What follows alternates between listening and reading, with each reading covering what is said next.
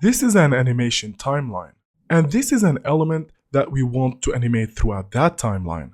The animation is for changing the color for that element from green to red. As you might have noticed, I'm displaying percentages here instead of seconds. And that's because an animation timeline doesn't necessarily mean we progress the animation through time. That's actually just one example of a timeline. The timeline is just for representing the animation itself and its various stages. For example, we know that this is the beginning of the animation, and that's how it progresses until it reaches the end. It doesn't contain any other information, like the duration or when it starts and when it ends. We can specify these based on the animation timeline we are using. And the first one is called time-based timeline. In this timeline, we progress the animation through time.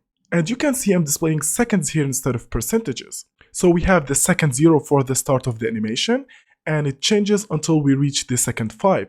And that means the duration for this animation is 5 seconds. We should all be familiar with this type of timeline, as this is what we've been using for creating animations in CSS for a long time. The other type is called scroll-based timeline. So you can see I'm using percentages here because the way we progress through scroll-based timeline is based on the way we scroll. And there are two ways to define a scroll-based timeline.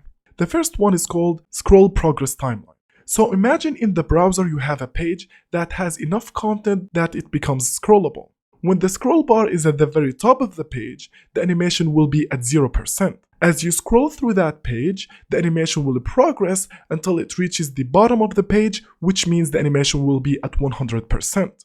The other type of scroll-based timeline is view progress timeline.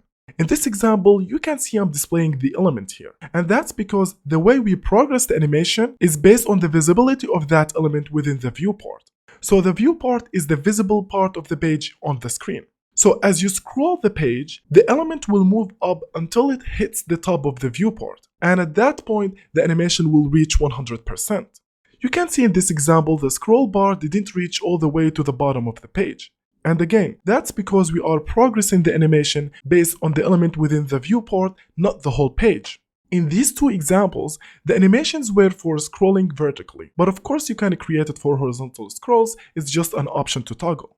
This overview makes it seem as it's very easy to create these kind of scroll-based animations. But actually, there's more to it than that. For example, how we can specify the animation range, meaning how we can specify the scrolling position for the start of the animation and the scrolling position for the end of the animation. Also, how can we animate an element by scrolling another element? We will answer all these questions and more throughout this course. In the next video, we will go to the code editor and learn more about scroll progress timeline.